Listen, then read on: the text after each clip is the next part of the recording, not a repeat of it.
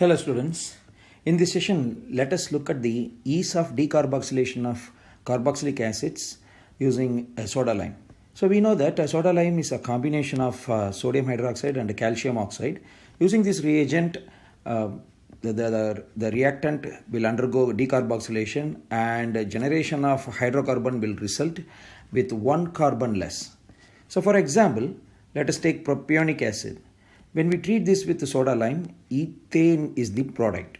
Let us consider the rate of the reaction for this reaction as X. Okay, so the rate is going to be considered as X. Now let us consider the decarboxylation of 3-chloropropionic acid. So 3-chloropropionic acid goes like this: CH3Cl, CH2, C double bond O, OH, right? So it's the same reagent I am going to use, sodium hydroxide and calcium oxide. And when the 3-chloropropionic acid is subjected to decarboxylation, chloroethane will be resulted, right? Because this carbon dioxide will be eliminated and you will have CH2, Cl, CH3. So this is what it will result along with the sodium carbonate, of course. Now the rate of the reaction is Y, right? Now when we compare the rates of the above two reactions, we can observe that Y is greater than X. Now let us consider one more example. We have a para-nitrobenzoic acid and a para-methylbenzoic acid, right? Now the rate of decarboxylation is found to be greater for para-nitrobenzoic acid than para-methylbenzoic acid.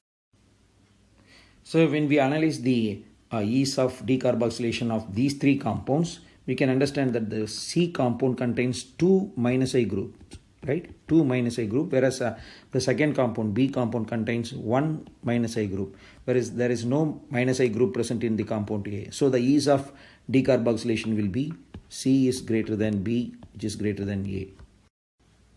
Now let us take this example.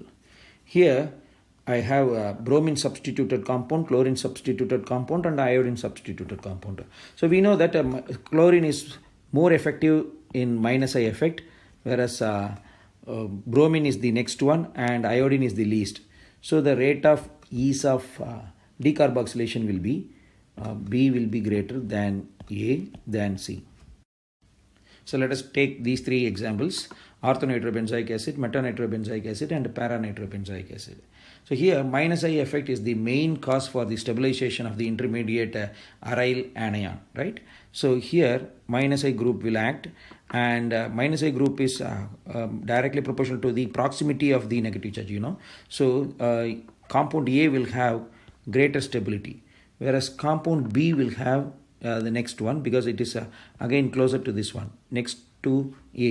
And in the compound C, nitro group is present in the para position, so it is just opposite to the negative charge that is going to be produced over here.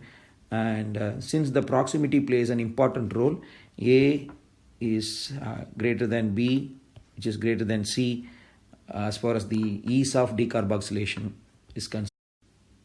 Now let us take these three examples, right? Compound A is benzoic acid, compound B is meta-methoxybenzoic acid, and compound C is para-methoxybenzoic acid. Now here this methoxy group is -I group as well as +I group, right? Plus R group. But plus R group is present at the meta position, so it won't exhibit a plus R effect over here. So in the compound B it will have only -I effect, whereas in compound C it will have both -I effect and plus R effect. But here plus R effect will dominate, plus R effect will dominate and -I effect will be suppressed because of the distance, right? So plus R effect will dominate in compound C, which will ultimately reduce the stability of the compound. So the order of ease of decarboxylation is B is more than A than C. So thank you guys. Happy learning.